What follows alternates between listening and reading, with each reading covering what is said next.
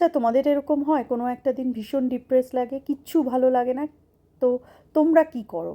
আমার যেটা হয়, যদি কখনো এটা হয়, আমার খুবই কম হয় কিন্তু যদি হয় তখন আমি নিজেকে একটু রান্নাঘরে নিয়ে চলে যাই, ব্যাস আমার মনে হয় আমার সমস্ত স্ট্রেস ওখানেই শেষ।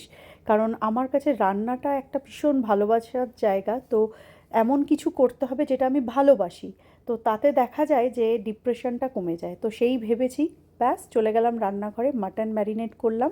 মাটনটা বার করাই ছিল করব বলে, কিন্তু ভাবছিলাম করব করব না, যাই হোক মাটন ম্যারিনেশন করে ফেললাম। আর ম্যারিনেশন বলতে খুব নর্মাল, পেঁয়াজ বাটা, রসুন বাটা, আদা বাটা, কাঁচা লঙ্কা বাটা, হলুদ গুঁড়ো, নুন, লঙ্কার গুঁড়ো, জিরের গুঁড়ো, ধনে গুঁড়ো, একটু গরম মশলার গুঁড়ো, কিছুটা সর্ষের তেল, দই আর নুন, এই দিয়ে ম্যারিনেট করে কিছুক্ষণ রেখে দিয়েছি। তারপরে প্রেসার কুকারে সর্ষের তেল নিয়ে গোটা গরম মশলা, তেজপাতা ফোড়ন দিয়ে প্রথমে কিছুটা পেঁয়াজ ভেজে নিলাম, তারপরে দিলাম আরও কিছুটা বাটা পেঁয়াজ। এবার কিছুক্ষণ কষাতে কষাতে যখন পেঁয়াজের গন্ধ চলে যাবে তখন ওই যে আদা রসুনের পেস্ট একটু রেখেছিলাম সেটাও দিলাম, দিয়ে আবার কিছুক্ষণ কষালাম। তারপর দিয়ে দিলাম ম্যারিনেট করা মাটনটা। আর দেখো কীরকম মাথা যেদিন গন্ডগোল হয়, যা হয়, আলুটা ভেজে আমি তুলে রাখি কিন্তু আমি ভুলে গেছি। তো ভাবলাম ঠিক আছে, ইটস ওকে।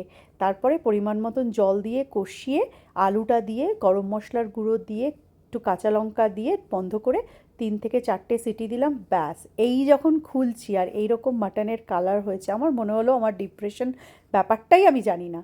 তো তাই আর তোমাদের সাথে কালকের ছোট্ট গল্পটা